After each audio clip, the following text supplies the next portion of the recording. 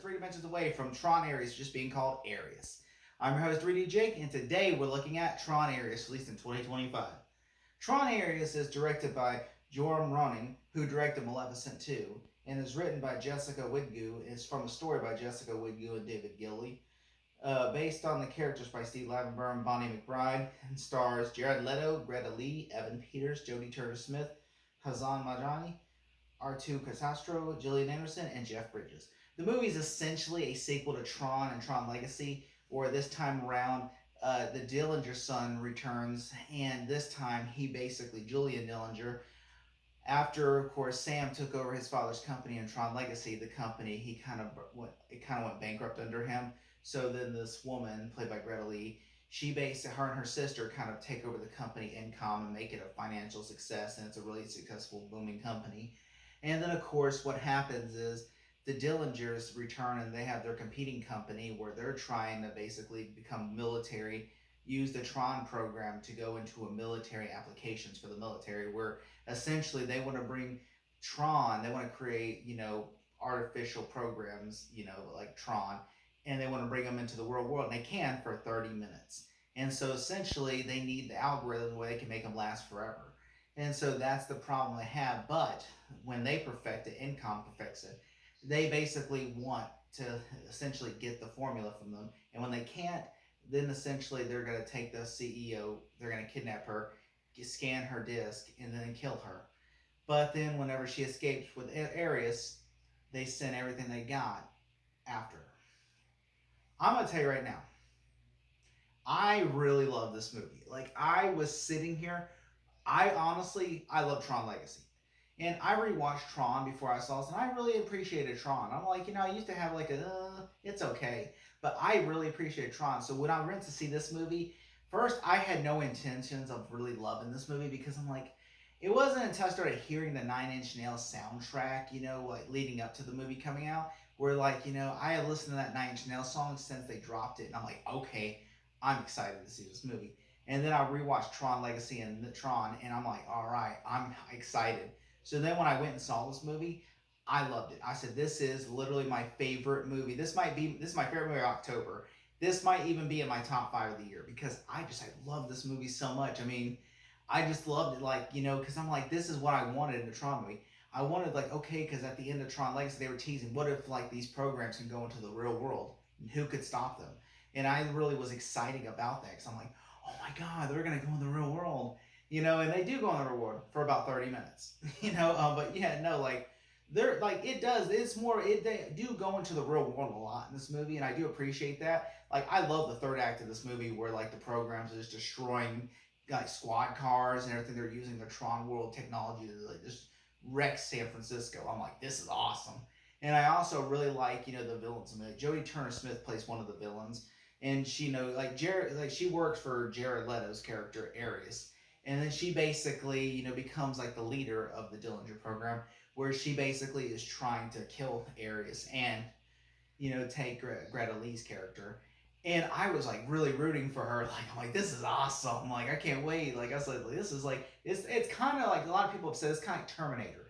And it is very much like Terminator in a way where it's she can't be bought, she can't be stopped. She has a purpose. And it's so much so to where she ends up actually oh, forget you, Dillinger. I'm just gonna go and kill her myself.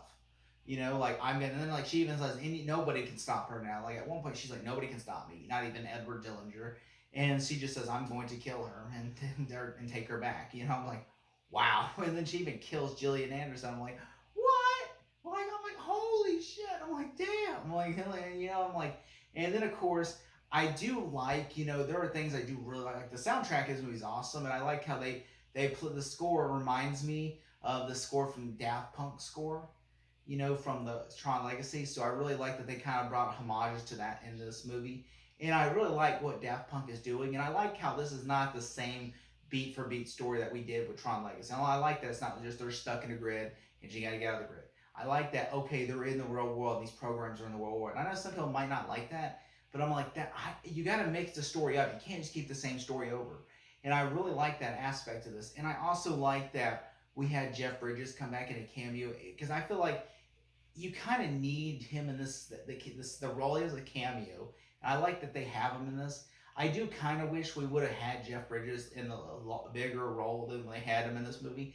And I also, one of some of my issues I had was like, I really wish we would have had Sam and Cora in this movie because they're really big characters in Tron Legacy, and they're basically just like photos in this movie. Where it's like, oh, like, they have a photo of Cora, and like, which I'm pretty 100% sure this is just Olivia Wilde they took off her Instagram, and so, and then of course Sam Flynn, they got pictures, which the director lied his ass off before this movie came out, saying, "Oh, they're in the movie." I'm like, "Yeah, they're pictures in the movie. They're not really like physically. They do not physically appear in this movie."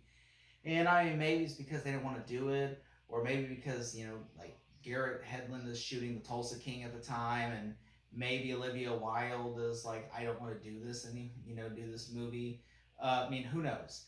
I've been waiting for Tron sequel since like Tron Legacy. I remember in 2015 we were this close to getting a Tron 3, and then they canceled it because Tomorrowland came out, and they figured, oh, the same audience that saw Tomorrowland's gonna see this movie, which is not the case. And I think a lot of people were turned off by this movie, and I mean, this is like after this movie, and this movie has come out now, and it's bombed hard. And I really enjoyed this movie, and I could tell you when I was in my theater, there was only like 5 people in the theater, and I was one of the 5 people. And I think honestly, I was like, oh, this movie ain't gonna do well. But I really enjoyed this movie, and I mean, this movie, yeah, this movie's not perfect in a way. I mean, there are some issues, like you're like, okay, like why? He says, why do we have the Dillinger grid? Like, okay, how do those Dillinger know how to do this grid when this grid over here exists and everything? And okay, what happened to this grid?